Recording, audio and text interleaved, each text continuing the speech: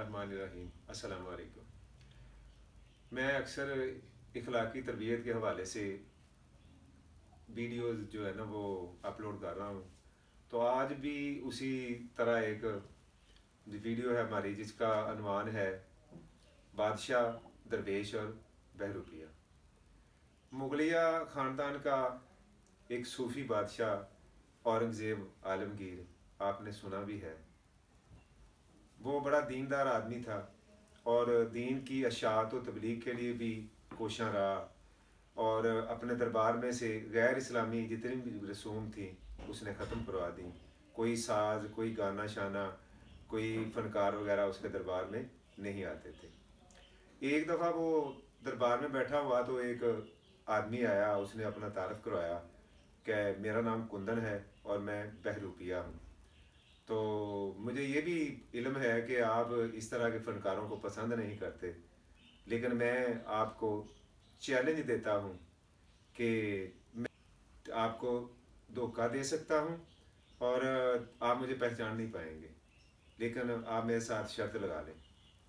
उनकी औरंगज़ेब बड़ा हैरान हुआ कि वो बड़ा दूरअंदेश आदमी था। उसने कहा मैं इसको पहचान लूँगा, लेकिन उस बहरूपिये के साथ उसने ये शर्त जो थी ना वो तय कर ली। और 1 साल का टाइम उन फिक्स कर लिया कि 1 साल में किसी वक्त भी मैं आपको जो है ना धोखा दे सकता हूँ। तो शर्त क्या तय हुई, 500 रुपया लूँगा दरबार से।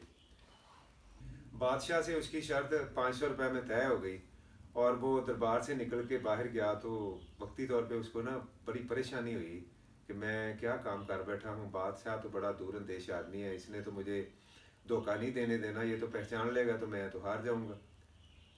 बार क्या वो बाहर निकल गया। उसने जो उस दौर के खबरनगार थे उनसे पूछा तो उन्होंने बादशाह के मुताबिक कुछ मालूमात दी और उन्होंने कहा कि ये बादशाह जो है ना मरहट्टों के ख़िलाफ़ जंग करने की कोशिश भी कर रहा है, बल्कि हमले कर रहा है जंग कर उनके ऊपर, मरहट्टों के ऊपर। और बरहमी जो सल्तनत थी उसके पेशवा पे उसने हमला किया, लेकिन वो किला बंद हो गए, जिसकी वजह से औरंगज़ेब आलमगीर को वापस आना पड़ा, नाकाम वापस आना पड़ा। तो वो आके तो उसने कहा कि साल के बाद दोबारा है ना हमला करेंगे। वो पूरी तैयारी के साथ उसने साल के बाद हमला करना था।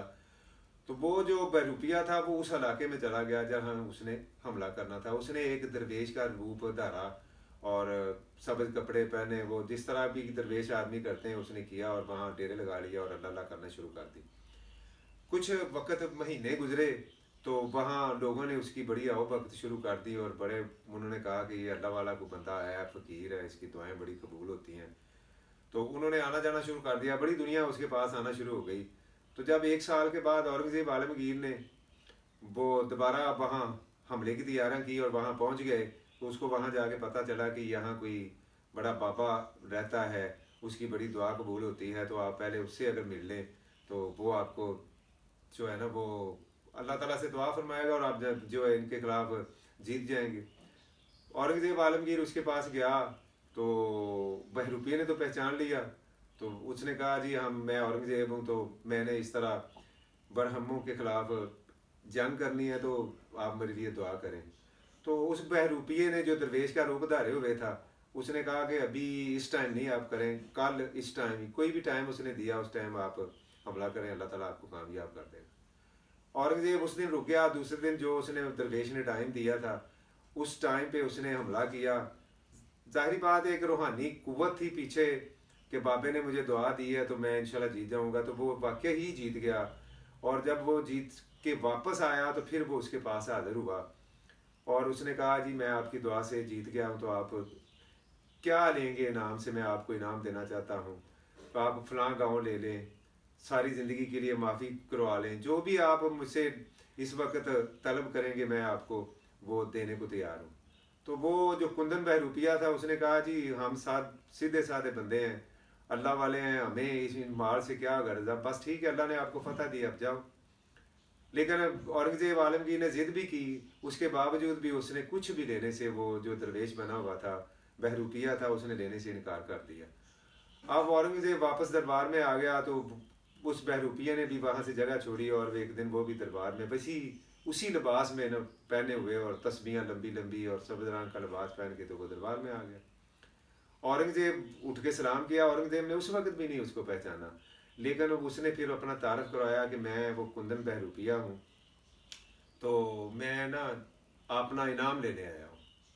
औरंगज़ेब ने कहा इनाम देने से मुझे कोई इनकार नहीं, लेकिन आप मुझे ये बताएं उस वक्त मैं आपको वो फलाना फलाना देहात की सारी आमदनी दे रहा था तो आपने नहीं ली, और आप 500 रुपये की खातर यहाँ दरबार में आ गए। उस बहरूपिये ने ना बड़ी एक शानदार बात कही। उसने कहा कि आप जानते हो कि मैंने किन का रूप धारा हुआ था। मैंने अल्लाह वालों का रूप धारा हुआ था, और अल्लाह वाले जो है ना वो इस तरह नहीं करते। वो आपसे जो मेरी शर्त तय हुई है, सिर्फ आप 500 रुपया मुझे दे दें, मैं चला जाऊँगा। औरंगज़ेब ने वो 500 रुपया दिया और वो चला गया। लेकिन यहाँ ये जो इखलाकी सबक मिलता है वो हमें अब आज देखना है कि हम कहाँ हैं, हमने कौन सा रूप धारा हुआ है, और हम लोगों के साथ क्या कर रहे हैं। कुछ लोग अल्लाह वालों का रूप धार के भी लोगों को लूटते ही जा रहे हैं। तो खुदारा इन बातों से कुछ परहेज करें और देखें कि हम किस मकाम पे हैं और किस नीज पे जा रहे हैं। उम्मीद है कि आपको मेरी ये बातें अच्छी लगेंगी। अगर कोई मेरी बात बुरी लगे तो मादरत हुआ। अल्लाह आपको खुशियाँ नसीब करे। अस्सलाम वालेकुम, अल्लाह हाफिज़।